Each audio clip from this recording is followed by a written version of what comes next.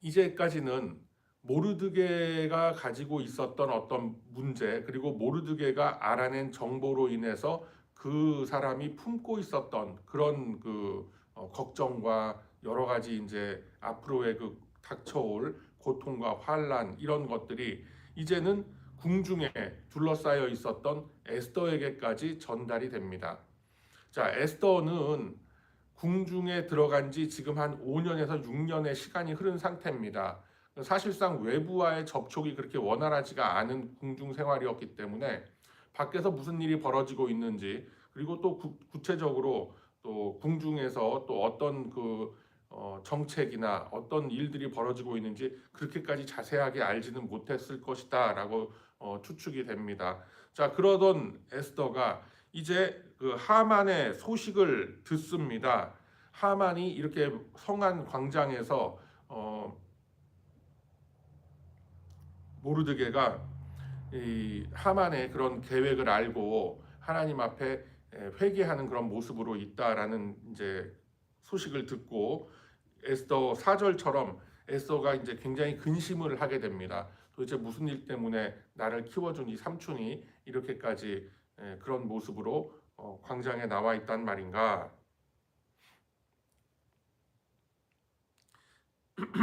이제 모르드게가 굉장히 자세하게 또 다 설명을 하고 이제 그러는 반응들이 쭉 나오고 있습니다. 그래서 이제는 환란과 핍박의 문제, 이스라엘 민족이 겪고 있던 환란과 핍박의 문제가 모르드게만 알고 있었던 정보가 아니라 이제는 에스더에게까지로 옮겨간다라는 것을 우리가 볼 수가 있죠. 앞전에 지금 보면은 제가 설명드린 것처럼 모르드게는 하나님 앞에 금식하며 엎드렸다라고 했습니다. 회개하는 자의 모습으로서 금식하며 하나님 앞에 엎드렸습니다. 자, 그런 가운데에 이제 이러한 소식을 들은, 큰 위기와 환란의 소식을 들은 에스더의 반응을 한번 보면은 먼저 이 모르드게 삼촌을 말리려고 하죠. 그래서 옷을 보내어서 왜 이런 모습으로 있으시냐고, 다시 옷을 입고 다시 돌아와라라고 이제 그렇게 합니다. 굉장히 인간적인 면모입니다. 왜냐하면은 이 에스더는 굉장히 그 선한 사람이고 굉장히 착한 심성을 가지고 있었던 여인으로 우리가 볼 수가 있죠. 그래서 일단 자기 삼촌이 그런 고통의 모습으로서 그렇게 성광장에 나와 있다라고 하니 그것을 일단은 수습하고 무마하려는 그런 마음이 들었을 것입니다. 누구에게나 분명히 그런 마음이 다 있죠. 근데 이런 모습들을 우리가 한번 깊이 살펴보면은 어떤 불편한 모습, 어떤 이런 고통스러워하는 모습을 보지 않으려고 하는 인간의 그 내면적인 심리가 여기에 굉장히 드러나 있다라는 것도 우리가 한번 좀 관찰해 볼 만한 포인트가 되더라라는 거예요. 왜 저 사람이 저런 모습으로 있는가라는 것을 깊이 알려고 하고 공감하려고 하기보다는 일단 자기 눈에 거슬리는 것들, 그리고 자기 마음에 들지 않는 그런 것들은 이렇게 피하려고 하는 이제 그런 모습들이 누구에게나 다 있는데, 이제 에스더도 일종의 그런 모습으로서 옷을 가져다가 옷을 갈아입고 이제 다시 자기 위치로 돌아가라라고 그렇게 하는 걸 볼 수가 있습니다. 자, 그런데 이 삼촌 모르드게가 왕후 에스더가, 이제는 조카 딸 에스더가 아니라 왕후 에스더 아닙니까? 그 왕후 에스더가 제안한, 그리고 왕후 에스더가 하사한 그런 옷을 다 거절을 하고 그렇게 자기 자리에서 계속 죄를 뒤집어 쓴 상태로 있다라는 거예요. 자, 이렇게 되니까 에스더가 이 일이 그냥 단순한 어떤 일이 아니라 굉장히 사태가 심각한 어떤 문제가 생긴 것이로구나라고 알게 되죠. 그래서 이제 진상 파악에 나서게 됩니다. 자, 7절과 8절에 보면은 이제 모르드게가 자기가 당한 모든 일과 하만이 유대인을 멸하려고 왕의 금고에 바치기로 한 은혜 정확한 액수까지도 다 그 에스더의 그 사신에게, 하닥이라는 그 내시에게 다 보고를 하고 유다인을 진멸하라고 내렸던 그런 명령이 있었다라는 것까지도 소세히, 아주 소상하게 상세하게 이렇게 다 전달을 합니다. 그리고 이런 엄청난 위기를 맞은 우리 이스라엘 민족을 이제 에스더가 나서서 구해줄 수 있지 않겠느냐, 이 민족을 구해다오라고 이렇게 요청하는 이제 그러한 장면이 바로 우리가 나눈 이 본문의 대략적인 모습입니다. 자, 여러분, 이러한 그 고난과 환란이 닥쳐왔을 때 사람의 반응을 보면 그 사람의 어떤 실력과 수준, 믿음의 정도를 알 수 있다라고 했습니다. 그런데 여기서 생각해 봐야 될 게 뭐냐면은 고난과 환난이라는 거는 그 자체로서 사람을 변화시키지는 않습니다. 단지 고난과 환난이 닥쳤을 때, 그런 시험이 닥쳤을 때 그 사람이 어떤 사람이다라는 것을 드러내 보여주는 것이죠. 그렇지 않습니까, 여러분? 고난과 환난을 딱 맞닥뜨렸다고 해서 그 사람이 어떤 사람인가라는 것이 드러나지, 그 사람이 갑자기 이 앞에서 뭐 마음을 결심하고 결단하고 이제 그렇게 되지는 않는다라는 거예요. 누구나 고통과 고난과 그런 환난과 시험 앞에서는 마음이 움츠러들게 되고 자신이 이제 그 내면에 있던 불안감이라던가 아니면 내면에 있던 자신감이라던가 이런 것들이 다 이제 반응이 나오게끔 그렇게 되어 있는 거죠. 그래서 그 사람의 내면의 것을 알아보려면은 그 사람하고 뭐 술을 마셔봐라라는 그런 말도 있지 않습니까, 여러분? 그런 속담 비슷한 것도 제가 있는 걸로 아는데 술을 마셔서 그 사람이 이렇게 취한 모습을 보면 그 사람이 어떤 사람이다라는 것을 다 증명해 보여준다. 뭐 그런 그게 있어요. 그래서 중요한 자리나 이런 데서는 그렇게 술을 마신다든가 해서 자기의 흐트러진 모습을 누구나 다 흐트러질 수밖에 없죠. 그런 모습을 보이지 않도록 하는 게 낫다라는 뭐 이런 뭐 이야기들도 뭐 있고 하지 않습니까? 그런 것처럼 고통과 환난이라는 것은 그 자체로서 선하다 악하다 우리가 따질 수 있는 것은 아니다라는 거죠. 고통과 환난과 시험과 핍박 같은 것이 우리의 인생 앞에 항상 놓여 있게 되는데 그러한 것들로 인해서 우리는 어떻게 되느냐면은 내 속에 무엇이 있었는지 그리고 나를 붙들고 있는 것이 무엇이었는지 그것이 바로 곧바로 그냥 실시간으로 증명이 돼버리더라라는 그런 겁니다. 자, 그래서 하나님께서는 이 에스더라는 작은 여인을 그 페르시아 궁정에 심어 놓으셨다라는 거예요. 하나님께서 에스더를 이 궁정에 심어 놓으신 거는 단순히 그 한 여인의 출세, 한 여인의 부귀영화를 위해서 그렇게 목적했던 것이 아니라 하나님의 선한 계획 안에서 바로 이러한 일들에 에스더가 쓰임 받기 위해서 하나님께서는 미리 다 작정을 하시고 계획 속에서 에스더를 그 안에 집어넣으셨다라는 것이죠. 그래서 이제 하나님께서는 이런 그 고난과 핍박과 환란이 닥쳐왔을 때 이제 어떻게 반응하느냐라는 것과 그것을 맞아서 자기가 그 자리에서 어떠한 소명 의식을 자기가 발휘하면서 그 일을 해결할 수가 있겠느냐라는 것을 우리에게 또 보여주고 계신다라는 겁니다. 그래서 하나님께서는 이제 왕후 에스더를 깨워서 그녀의 그 본분, 그녀가 왜 페르시아 왕후가 되었는지 그 이유와 그 목적을 이제 서서히 깨우쳐주는 이제 그런 말씀으로서 쭉 이어지게 되는 겁니다.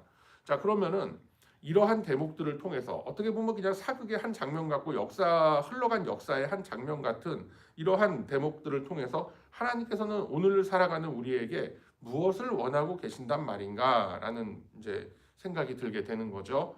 자, 에스더가 애초에 그러니까 모르드게의 밑에서 이렇게 지내고 했을 때는 조실 부모하고 모르드게의 삼촌과 같이 지낼 당시에는 자기가 페르시아의 왕후가 돼서 유대 민족을 구원하는 일에 내가 쓰임 받아야 되겠다. 내가 그런 일에 한번 이렇게 나서서 뭔가 한번 이렇게 나의 이 어떤 이 능력과 하나님이 주신 어떤 이 달란트와 어떤 이런 소명들을 내가 충분히 발휘해야 되겠다. 이런 마음을 먹고 페르시아 궁전에 들어갔을까요? 아닙니다. 그렇지 않습니다. 에스더는 애초에 왕후가 되어서 자기가 이런 일을 맡으리라고는 상상도 못했고 어떤 것을 알지도 못했던 그런 상황이었습니다. 그저 개인의 출세로서 여겼을 것입니다. 그러나 하나님께서 누군가에게 이런 어떤 큰 자리를 맡기시고 어떤 위치에 딱 심어 놓으셨다라고 할 때는 어떤 삶의 한 가운데 하나님이 그 사람을 이렇게 지정해서 놓아 두셨다라고 할 때는 그냥 놓아 두시는 것이 아니다라는 것입니다. 하나님의 분명한 계획과 목적과 뜻이 있기 때문에 그 자리에 그 사람을 집어넣어서 뭐 몇 년 동안 그 자리에 있게 하고 몇십 년간 있게 하고 평생을 그 자리를 지키게 하고 다 그렇게 하시는 거예요. 하나님께서 다 선한 계획과 뜻이 있어서 하나님의 때에 분명히 어떤 선한 계획들을 일으키시기 위해서 선한 일을 이루시기 위해서 다 적재적소에 그렇게 사람들을 배치해서 사용을 하신다라는 것입니다. 자, 하나님께서 어떤 사람에게 소명을 주실 때 그리고 그 소명이 깨달아지게 하는 그 속에서는 그냥 평안함과 뭐 고요함 속에서 나의 어떤 승승장구함과 나의 어떤 성공하는 그런 것 같은 모습 속에서 그렇게 주시지 않더라라는 거예요. 사람이 어떤 하나님의 그 신적 소명을 그리고 어떤 신앙적인 그 소명과 그 믿음의 어떤 내용들을 깨닫기 위해서는 분명히 인생 속에 고통이라는 것이 따라오게 돼 있습니다. 그 속에서 사람은 자각하게 되고 깨어나게 되는 것입니다. 누구나 다 마찬가지입니다. 정도의 차이는 있을지 모르고 어떤 겪는 표현 방법의 차이는 있을지 몰라도 누구나 다 고통스러운 삶의 모습들을 통해서 삶의 시간들을 통해서 하나님을 만나게 되고 하나님을 의지하게 되고 이런 어떤 인생의 과정들이 누구에게나 다 있게 되더라는 거예요. 여러분 한번 통계를 보니까 그런 게 있더라고요. 지금 이 서든 캘리포니아 지역에 사는 한인 교민들이 뭐 60만에서 많을 때는 80만까지도 됐다라고 합니다. 60만에서 80만 정도라 그러면은 대한민국의 어지간한 광역시급의 그 인구 분포예요. 그래서 뭐 대구라던가 전주라던가 대전 뭐 이런 정도의 아마 그거보다는 좀 약간 작은 도시가 될 수도 있는데 어지간한 이제 그 이름 있는 도시의 그 한 인구 정도는 되는 인구가 지금 서든 캘리포니아 한인들이 이렇게 분포돼서 살고 있다라는 거예요. 그러면은 한국 사회의 그 성도들의 비율과 그러니까 교회를 참여하고 믿음을 내가 가지고 있다. 나는 그래도 기독교인이다라고 생각을 하는 비율과 이 미주 한인들의 그 비율을 놓고 봤을 때 어느 비율이 더 높을 것 같아요. 성도로서의 크리스찬으로서 자기의 정체성을 생각하고 있는 사람들의 비중이 같은 60만 명을 대상으로 해서 어떤 도시를 비교를 해보니까 예를 들어서 대구랑 비교를 해본다고 하면 인구 한 60만 정도라고 해서 내가 크리스찬이다라고 생각하는 사람이 20%도 안 된다는 거예요. 그런데 미국에 살고 있는 한인 교민들을 상대로 여론조사를 해봤더니 반 이상이 나는 크리스찬이다라고 생각을 한다는 거예요. 그러니까 나는 교회에 참석하고 그래도 뭐 하나님을 믿고 사는 사람이다라는 정도로 생각하는 사람이 반이 넘는다라는 거예요. 왜 그렇겠어요, 여러분? 미국에 와서 갑자기 사람들이 막 홀리해지고 다 그런 거예요? 그렇지 않습니다. 물론 믿는 분들이 또 많이 이민으로 온 그런 뭐 경우도 있을 수가 있겠지만 이민 생활의 이 고통들을 이민 생활의 어려움과 버거움을 느끼면서 그런 고통과 시련 속에서 하나님의 손길을 찾게 되는 거죠. 그 속에서 자신들의 소명을 발견하게 되는 겁니다. 그래서 그것을 얼마만큼 이제 영적으로 깨어났느냐 하는 것은 이제 성장의 문제이기 때문에 그것을 뭐 우리가 논할 수는 없지만 하나님의 도우심이 필요한 존재구나라는 것을 깨닫는다는 그 자체로도 굉장히 큰 의미가 있는 것인데 그런 비율이 한국에 사는 사람들보다 여기 미국에 사는 우리 한인들이 훨씬 높았다라는 그런 통계를 제가 몇 년 전에 본 적이 있습니다. 그런 것과 같이 하나님께서 누군가에게 소명을 주실 때는 그냥 평안함 속에서 주시지 않는다라는 거예요. 모세에게 이스라엘을 구원할 그런 소명을 주셨을 때도 광야의 위기 속에서 주셨어요. 그리고 요셉이 자신의 정체성을 깨닫고 자신이 애굽의 총리가 돼서 이러이러한 일에 내가 쓰임 받아야 되겠다라고 마음을 먹게 된 것도 다 감옥 안에서 그렇게 된 것이죠. 그리고 우리가 얼마 전까지만 해도 살펴봤던 느헤미야와 에스라라는 그런 인물들은 예루살렘이 승승장구하고 있다. 유대 민족이 아주 뭐 부흥하고 있다, 발전하고 있다라는 소식 속에서 자신들의 소명을 발견한 게 아니라 예루살렘이 완전히 황폐해졌다. 그 민족의 흔적을 이제는 찾기가 어려울 지경이다라는 그런 안타까운 소식 속에서 자신들의 소명을 받고 예루살렘으로 가서 그것을 재건하는 그런 소명을 맡아서 다 했던 겁니다. 자, 그러면 여러분 한번 생각해 보세요. 지금 이 시대를 살아가는 우리들도 우리가 하루하루 평범하게 그냥 살아가고 있는 일상 같고 뭐 변함없이 이렇게 반복되는 일상 같은데 그 일상에 나를 집어넣어 주신 하나님의 뜻은 무엇인가? 그리고 내가 겪고 있는 이 일상 속에서 내가 맞닥뜨리고 있는 여러 가지 고통과 환난과 여러 가지 시험들과 이런 것들 속에서 나는 어떻게 대처를 해야 한단 말인가라는 것을 봤을 때 우리의 그 생각의 방향이 그리고 내 안에 있는 믿음의 내용들이라는 것이 과연 무엇인가라는 것을 우리는 깨달아 알 수가 있게 되는 거예요. 세상 사람들은 어떻습니까? 상실감이라는 게 있고 허무감이라는 게 있고 좌절이라는 게 있고 절망이라는 게 있어요. 항상 그런 걸로 그런 것들이 세상 사람들을 붙들고 있고 우리 성도들도 항상 거기에 이제 그 넘어뜨리려고 이 악한 영은 계속해서 우리에게 그런 마음들을 자꾸만 주입을 시켜주는 거예요. 우리의 어떤 감정을 타고 아니면 주변의 여러 가지 정황과 상황들을 타고 자꾸만 그런 일들을 지금 우리에게 보여주고 있는 거예요. 아, 내가 이 나이 먹고 이제 뭐 할까? 내가 이제 곧 은퇴를 앞두고 있는데 내가 뭘 해야 될 것인가? 막막한 그런 마음 들죠. 근데 한번 여러분 생각을 바꿔보세요. 내 인생에 새로운 찬스가 오는 거예요. 새롭게 내가 인생을 다시 그 뭐 리모델링 할 수 있는 그런 찬스가 이제 누구에게나 다 주어지게 되는 거예요. 인생의 1막, 2막, 3막, 4막 이렇게 있다고 했을 때 우리의 어떤 학창 시절이 끝나고 20대 중후반이 넘어가면서 이제 우리는 사회생활이라는 걸 시작하지 않습니까? 거기서 이제 우리가 가정을 이루고 또 어떤 직장 생활을 하고 그렇게 쭉 이어지다가 자녀를 뭐 키운다던가 가족을 돌본다든가 다 이런 일들 속에 우리는 부름을 받고 살다가 또 어느 정도의 시점이 되면 우리는 은퇴자의 그런 실버 라이프의 그런 문턱에 우린 다다르게 되는 거예요. 야, 인생 끝났다. 끝난 게 아니죠. 새로운 시작이죠. 자신이 어떤 일을 새롭게 시작할 수 있고 자신이 이때까지 못 해왔던 그런 소명들을 새롭게 발견할 수 있고 그런 것에 매진할 수 있는 기회로 우리는 찾을 수가 있겠더라라는 것입니다. 그래서 우리 믿는 사람들은 항상 모든 세계관과 생각의 방향과 이 생각의 줄기와 그 근거가 어디에 있어야 되겠는가? 바로 성경 말씀에 기초해야 된다라는 것입니다. 그래서 세상 사람들은 항상 좌절하고 절망하고 원망하고 한탄밖에 안 나와요. 그렇지만 우리는 다르다라는 거예요. 우리는 이제 하나님께서 나에게 어떤 것을 원하시고 있는가? 이 상황과 이 지금 이 실패와 이 좌절 속에서 하나님께서 나에게 원하시고 계신 것은 무엇인가라는 것을 먼저 생각하고 거기서 또 새로운 소망과 힘을 얻고 우리는 나아가는 그런 존재들이다라는 것입니다. 자, 그래서 우리가 보통 보면은 이렇게 우리는 생각을 하죠. 왜 나에게 이런 일이 닥쳤습니까? 왜 나에게 이런 일이 벌어집니까? 왜라는 걸, why라는 걸 우리는 생각을 하잖아요. 자꾸만 그런 걸 말하잖아요. 그런데 하나님의 답변은 바로 그거예요. 왜냐고? 바로 이 상황을 위해서 내가 너를 그 자리에 불러놓은 것이다. 왜 저에게 이러한 고통을 주십니까? 내가 도대체 뭘 잘못한 게 있다고 이런 시험이 내 앞에 있습니까? 왜냐고?